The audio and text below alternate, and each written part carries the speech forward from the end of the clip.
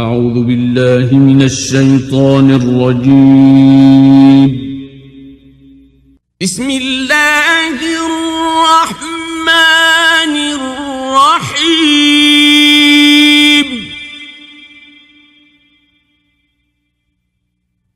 لإيلاف قريش إيلافهم رحلة الشتاء والصيف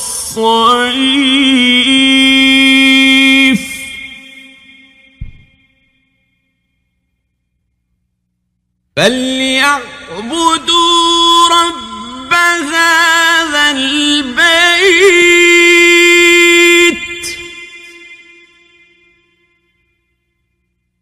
الذي أطعمهم